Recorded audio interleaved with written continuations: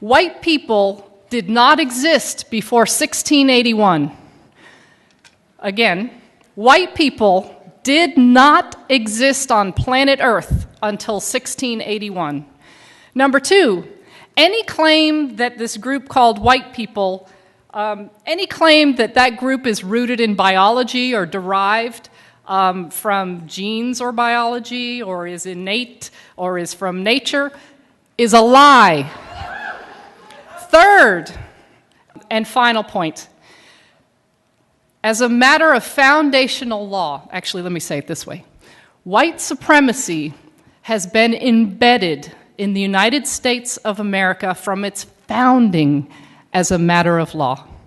Now, I don't expect you to buy all that, to get all that, to believe all that, at least not now.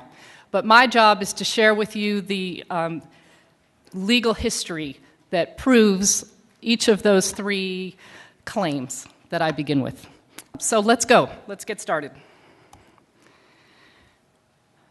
We have to begin this conversation in colonial North America, specifically in the colonies, the British colonies of Maryland and Virginia. Both were British colonies, and both shared a number of particular characteristics. First, their economies were rooted in tobacco farming. If you know much about tobacco farming, it requires tremendous human labor. Lots and lots of workers. So those who owned large plantations, big landholders, constantly needed laborers to do the work to grow the tobacco. In addition to sharing an economic base, both colonies had an incredible gender imbalance, roughly 10 men for every woman. Now, let's understand a little bit about the folks who constitute the people in these two colonies. Oh, and by the way, let me give you a year. We're in the early 1600s, okay? The early part of the 17th century, colonial North America. England had, for some bizarre reason that today demographers cannot explain, there was a population boom in England in the early 17th century. So there were lots and lots of poor British people who were on the public doles, who couldn't find a way to make a living, who couldn't feed themselves. So the king in England was quite happy to have them sign a contract of indenture to then go work in the British colonies. And that is what happened. Both indentured and enslaved persons, according to historian Edmund Morgan, were sold and traded like cattle. But of course, not all laborers stand equal in terms of their labor agreement or lack thereof. Those who came under a term of indenture worked for a term of years, and presumably this indenture was an agreement that they chose to enter into. The terms of indenture were largely protected by British law, although the terms that took form in colonial North America were quite different than those that existed in England. For example, in England, indentured servants could marry because that was viewed as the way to produce the next group of workers. In this country, indentured servants were prohibited from marrying, and if women were unfortunate enough to get pregnant during their term of indenture, they added usually about 7 to 9 years onto their term of indenture, and 1 year to the father. Slavery, of course, was a status that came with life, work for life. There was neither British law nor international law to prohibit or restrict slavery. What we do know is that at this time period in colonial North America, there were free persons of African descent. We know that landholders freed slaves. They did so in wills. They did so by allowing them to purchase their own freedom or the freedom of a family member. The vast majority of workers, laborers, in colonial North America at this time were British men, British workers, the vast majority. There were some women, there were some European laborers from Portuguese, Dutch, folks from Ireland and from Scotland are also revealed in the records, but the vast majority were British men. There were small numbers of persons of African descent, and there were even smaller numbers of members of native tribes. But in this slide, I'm trying to capture the socioeconomic ladder, and really that ladder should be about as long as this room. The landholding elite are, in today's parlance, that's the 1%. And the vast majority of folks who were in the colonies were laborers. Again, they were British, other Europeans, Africans, and members of native tribes. Here's what I find folks have the most difficult time with. We tend to really struggle with getting a good picture of social life, the social context at this juncture. We're very good at understanding the social relations that exist later, and we'll talk about those in a moment. But pre-Bacon's Rebellion society is something that we generally in this country struggle to grasp. So I'm going to do my best to paint a broad stroke picture of this time period. What we know is that British and African laborers worked, ate, and slept together. Furthermore, the evidence from this period, which covers the first 3/4 of the 17th century, that the anecdotal evidence reveals that they lived under similar conditions and faced the same opportunities and chances to make it once one was free of their term of service, whether free of enslavement or free of indenture. So let's review this. British laborers constituted the vast majority of the populations in both colonial Maryland and colonial Virginia. All men, of course, because the law of coverture, let me tell you something about that law of coverture. The law of coverture is derived from British common law, and it structures marriage. And this is how Barrister Blackstone famously described the law of coverture. In marriage, the man and the woman become one, and the one is the man. You didn't have the right to retain your own wages. You couldn't create estate planning, wills, or trusts without the approval of a man. So all men who were free of indenture or enslavement faced the same opportunities in these colonies as a matter of law. For example, free men of African descent could own servants or slaves, and they did. They could vote, and they did. They could marry persons of the opposite sex. God, and I love that I have to make that qualification now. Woo! They could marry persons of the opposite sex regardless of national origin, and they did. In fact, marriages between men of African descent and women primarily of British descent were not uncommon at all. In one county, 1/2 of the free men of African descent were married to a European woman. There was a challenge to these marriages, but it did not come from the masses. It came from elites, and that's what we're going to talk about next. All right, this little depiction is meant to be a depiction of the lawmakers in Maryland, colonial Maryland lawmakers. They passed a law in 1664 punishing, and I quote, British and other freeborn women who marry enslaved Negro men.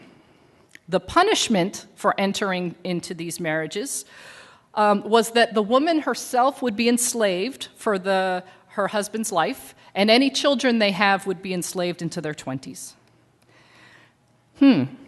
Now imagine that you are a plantation owner. That's not a bad deal. I get more property. I like that.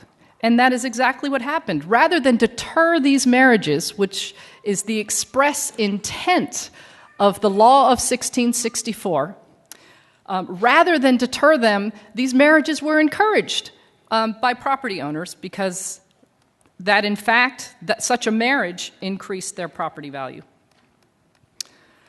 This law of 1664 represents, if not the first, certainly the precursor to anti-miscegenation law. These are laws that punished or prohibited marriage between, notice that white people didn't exist yet in 1664, at least as referenced in that law. But most generally speaking, anti-miscegenation law prohibited and punished marriages between a white person and a specific non-white person or persons. Let me be really clear. I read all the time in history books, in academic texts, and I read anti-miscegenation law described as prohibiting interracial marriage. That's not correct. For example, a member of a native tribe could marry a person of Chinese descent. Both were understood as racially distinct, but never did anti-miscegenation law prohibit such kinds of marriages. The only marriages that anti-miscegenation law prohibited were those between a white person and always a person of African descent, and sometimes various other groups. Okay, so just so we're really clear about anti-miscegenation law and its link to whiteness. A couple other things to note about anti-miscegenation law. It's not derived from British law. Anytime we look at law and study history and you see a break from British common law, you always want to pay attention because it tells us something about the needs and desires of those who wielded power in the colonial context. So anti-miscegenation law was one of these laws. They were passed colony by colony and then state by state. It's a really important area of law for a number of reasons. But for our purpose this morning is because it's where this human category called white first appears on planet Earth, the first time. In addition, anti-miscegenation law is important because it lasted more than 300 years. These anti-miscegenation laws literally shaped the faces of this group of more than 2,000 X number of people that I'm looking at today. The Maryland legislature sought to correct for the encouragement of marriages that they described in that previous law of 1664 as, quote, a disgrace, unquote, to the British people, as an indication that the, quote, British or freeborn woman must be forgetful of her status as free, end quote. So they passed the law of 1681, and in this law, it made it illegal for British and other white women from marrying a Negro slave. And furthermore, the law punished any landholder who encouraged the marriages and any religious authority who performed it.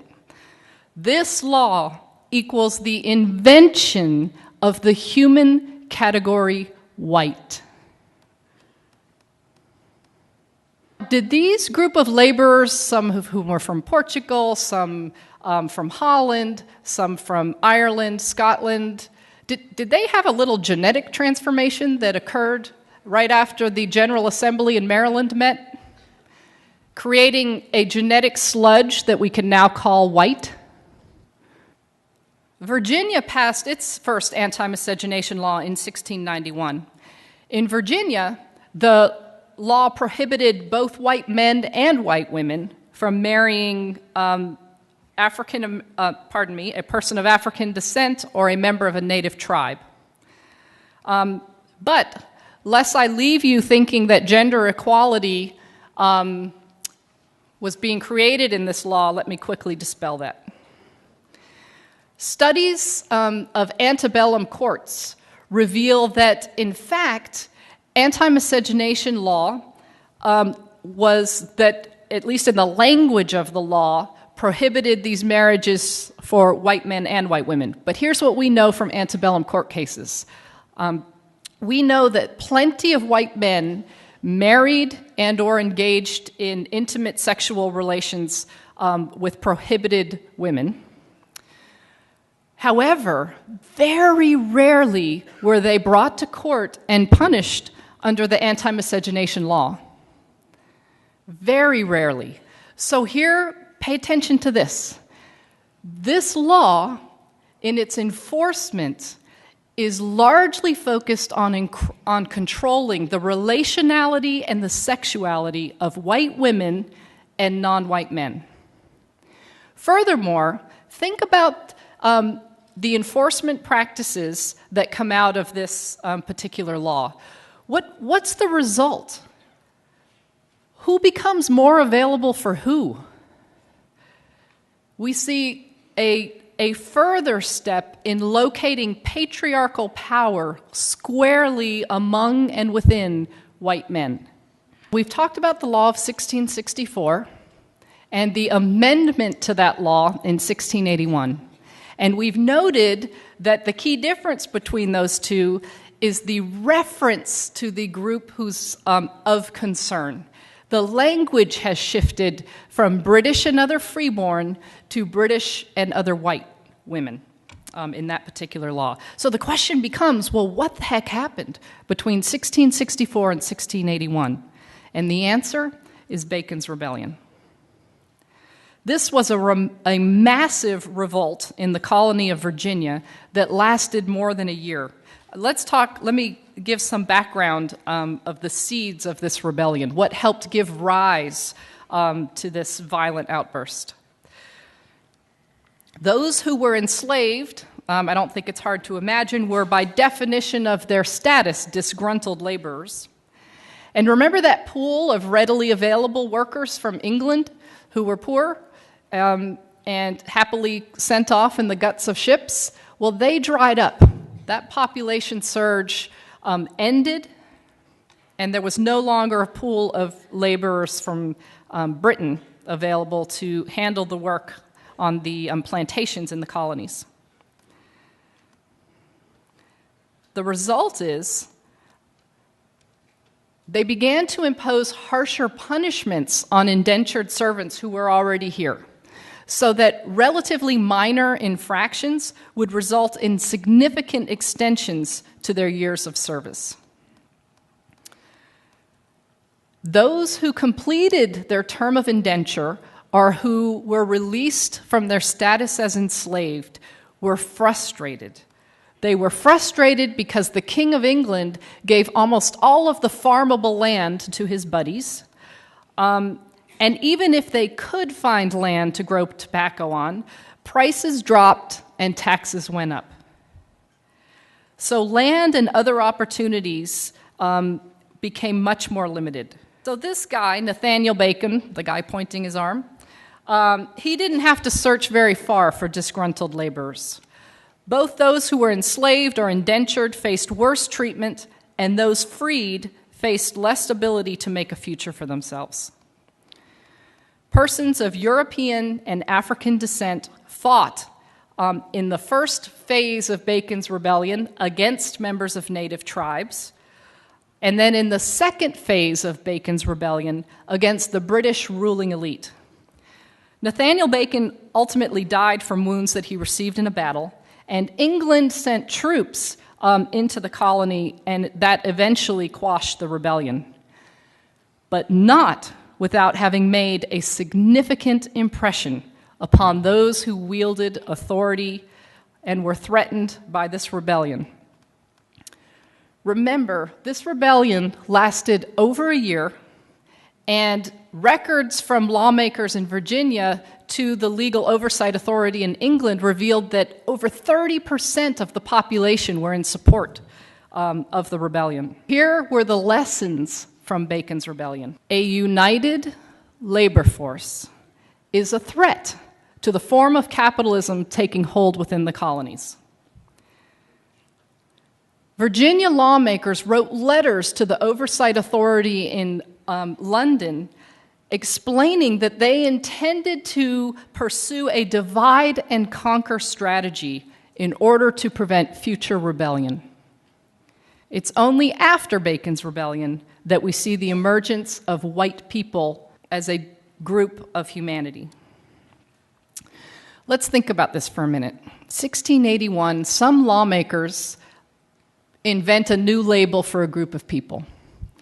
Imagine, if you will, just for a second, for fun here, that I'm a lawmaker, and I just pass a law claiming that 3/4 of you in this room are crunchies. Okay? So 3/4 of you are crunchies, and the other quarter of you are not. Who gives a damn? Who would care? Some silly lawmaker came up with a label for you. It's really unlikely that it would mean much. But let's say I follow it with this. Those who are crunchies, you can pay no more than $25 a night for that hotel. No more. Those who are crunchies are the first to come into any room at this conference and the first to leave. The first in line at the bathroom, at lunch, at any other line that forms, and the first to get to leave. And that these privileges and advantages that come by virtue of this label that I asserted upon you as a lawmaker continues when you walk out these doors. That it shapes how you are treated and what you get to do for years and years to come. Imagine you're one of the crunchies. Imagine how you might start to feel. Wow, I must be special. Imagine you're not a crunchy. Wow, what's wrong with me? This is not fair. Let's return to the divide and conquer strategy. Laborers, prior and through Bacon's Rebellion, were united. They lived the same darn lives. They faced the same opportunities, rights, and privileges once they were freed from enslavement or free from indenture. That's about to change. A slew of laws were passed in the decades after Bacon's Rebellion and continued to get passed into the first quarter of the next century. The first slew of laws included the prohibition of free blacks from holding public office, the prohibition of blacks and native tribal members from marrying whites, the requirement that whites, upon completion of their terms of service, be paid goods including guns and gunpowder, a prohibition of free blacks possessing a weapon. We're going to come back to that. The prohibition of blacks testifying against whites. These laws began to give different meaning to these labels that prior to this moment just referenced where your nation of origin was. Not anymore. I want to return quickly to the law that prohibited free blacks from possessing a weapon. What this law did was essentially strip free black men of their ability to hold patriarchal power. Because look, under the law of coverture, here's how things worked. Men were in control, controlled women, their spouse, controlled their children, and had legal authority to do so, including severe beatings, all financial assets and land. The man had the control. But the exchange was that in exchange for that authority, he protects. That's the trade-off for patriarchal power. Stripped, made impossible by virtue of this law.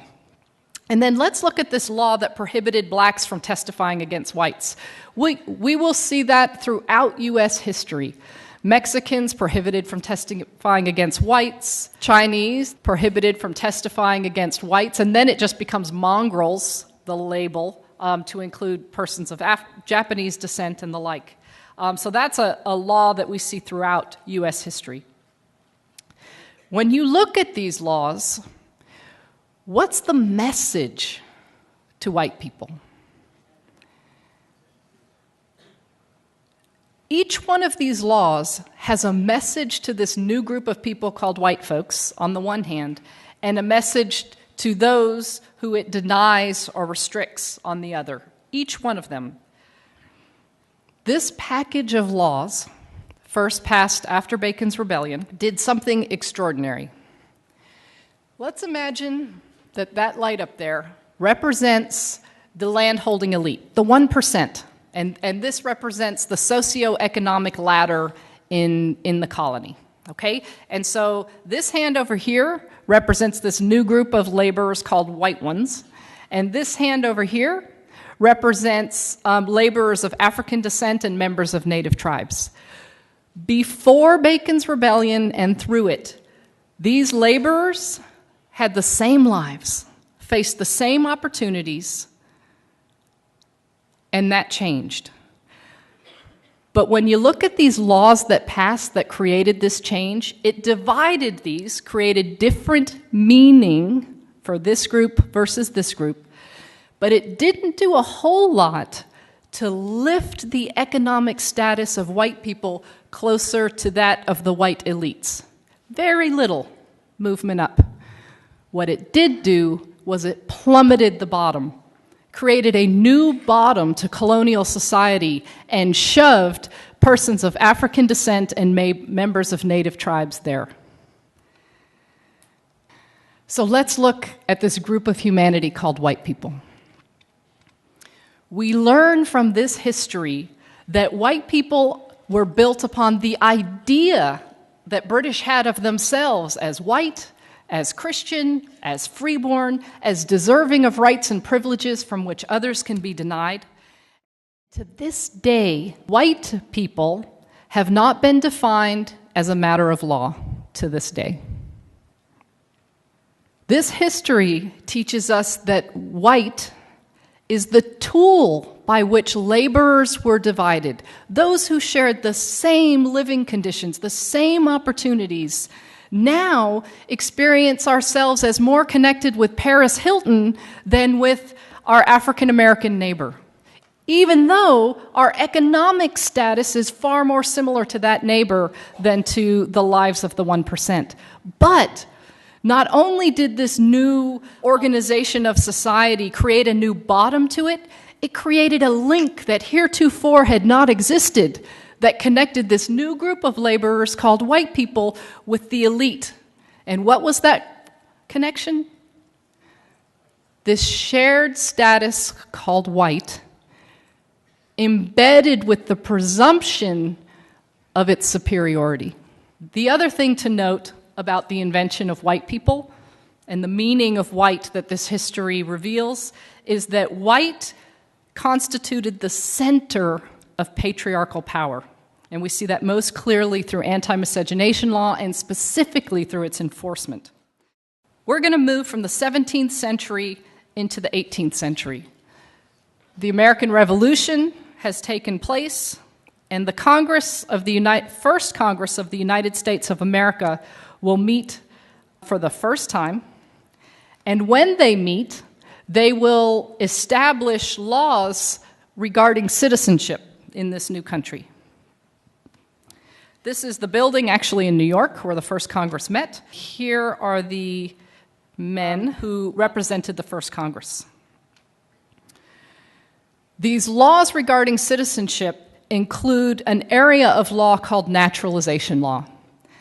Naturalization law provides the process by which one who is not born in a country can become a citizen. The first Congress of the United States determined 1790 that in order to become a naturalized citizen of this new republic called the United States of America, one had to be white.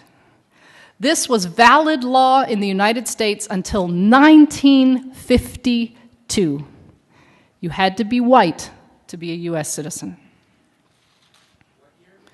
1952.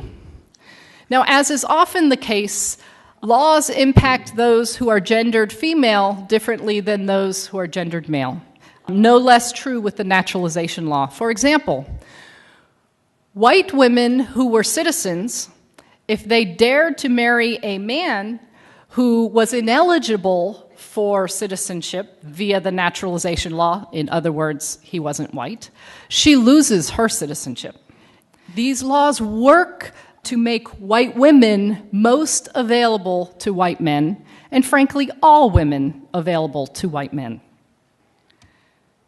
The requirement of whiteness in naturalization law has had a significant impact on various groups of people who've come to the United States of America.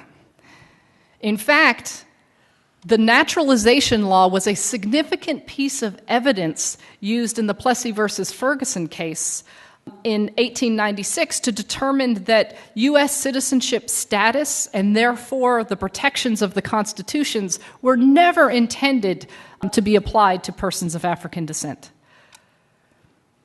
Naturalization law assured that the masses of Chinese laborers and then Japanese laborers and then various other groups of laborers who came to this country would remain cheap, dependent labor. Why? Because even though they were significant in number, especially relative to their employer and landholders and railroad companies, if you're not white, you're not a U.S. citizen. If you're not a U.S. citizen, you don't vote. If you can't vote, you can't voice your political needs and desires, thereby reducing these groups of people to dependent, cheap labor. In addition, naturalization law was used to block persons of Chinese and Japanese and Filipinos, and we could go on, various groups. Not only did it result in them getting paid less for doing the same job, but all kinds of taxes got imposed upon them. So there was a foreign wage tax, various laws were passed that blocked them from being able to work in the public sector, blocked them from being able to hold a managerial position, and then, of course, alien land laws were passed. These were laws that made it illegal for those ineligible for naturalization, i.e. not white people, made it illegal for them to own property. And so what's the result of these laws for white people, right? Because we're real good about seeing the harm that these laws cause for certain groups. But let's get the flip side of that coin. When I make land, when I make a whole group of people ineligible to purchase land, it makes more land available and cheaper for me, for white people. When you're the lowest paid worker and prohibited from moving up as a matter of law, then those positions that get paid more, that are more desirable, are more available to white people. So we see, just from this one law, and I could spend another hour with you at least going through these combinations of law, naturalization law, anti-miscegenation law, and immigration policy, all that combined in these ways to continue to advantage, to give economic value, symbolic value to white people, to give us the unearned advantages that we continue to receive today. I have a favor to ask. Would y'all close your eyes for a moment? Just close your eyes. Imagine a society where white supremacy is not embedded in our institutions. Sit with it. Think of the prison complex. Think of our education system. Think of church on Sunday, synagogue on Saturday, temple, mosque.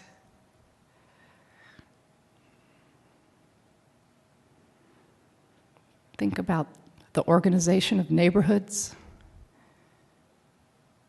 Think about the government of the United States and how assets and resources would be distributed.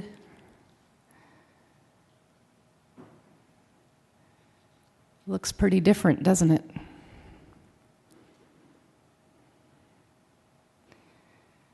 White supremacy, you can open your eyes if you like, is institutionally embedded in the United States of America as a matter of foundational law. So what do? Whatever image you had of an institution, an example, a relationship that was free of institutionalized and personally held onto white supremacy, hold that. Hold on to it. It's a glimpse, it's a tool to tell us where we need to go, where we can go. It offers hope.